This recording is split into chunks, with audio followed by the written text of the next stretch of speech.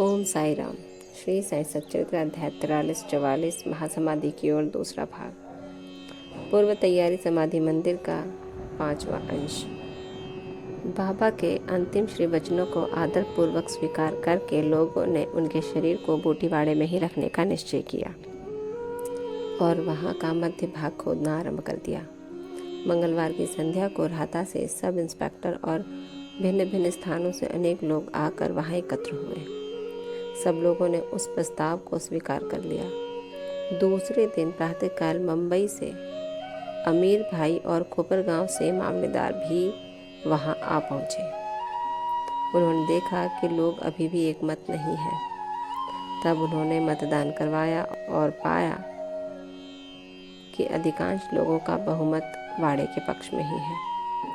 फिर भी वे इस विषय में कलेक्टर की स्वीकृति अति आवश्यक समझते थे। तब काका साहब स्वयं अहमदनगर जाने को उद्यत हो गए, परंतु बाबा की प्रेरणा से विपक्षियों ने भी प्रस्ताव सहर्ष स्वीकार कर लिया और उन सब ने मिलकर अपना मत भी वाड़े के ही पक्ष में दिया।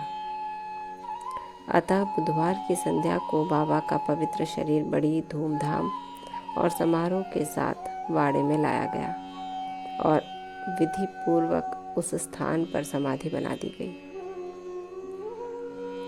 जहां मुरलीधर की मूर्ति स्थापित होने को थी।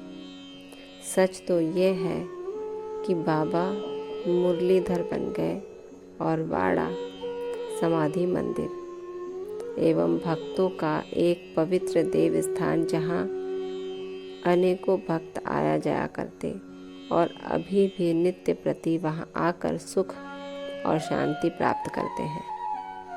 बाला साहेब भाटे और बाबा के अनन्य भक्त श्री उपासनी ने बाबा की विधिवत अंतिम क्रिया की। जैसा प्रोफेसर नार्के को देखने में आया है, यह बात विशेष ध्यान देने योग्य है कि बाबा का शरीर 36 घंटे के उपरांत भी जड़ नहीं हुआ और उनके शरीर का प्रत्येक अवयव लचीला बना रहा, जिससे उनके शरीर पर से कफनी बिना चीरे हुए सरलता से निकाली जा सकी। ओम साई राम। बाबा ने वाद विवाद का भी सफलतापूर्वक निपटारा कर दिया। स्वप्न देखकर बाबा ने अपने भक्तों को स्वप्न दिया कि मुझे कहाँ रहना है, और पहले भी उन्होंने इस बात को बताया था कि मुझे वाड़े में ही रहने दो, यहाँ से मुझे कहीं जाने का मन नहीं करता। तथा बाबा का 36 घंटे तक भी शरीर बिल्कुल जड़ नहीं हुआ। इसी के साथ ये अंश यहीं समाप्त होता है। कल अगला अंश 6 में ईंट का खंडन पर अध्ययन होगा। तब तक ओम साई राम। बाबा आप सब पर कृपा रखें, आपको आशीर्वाद दें और कष्टों से दूर रखें। ओम साई राम।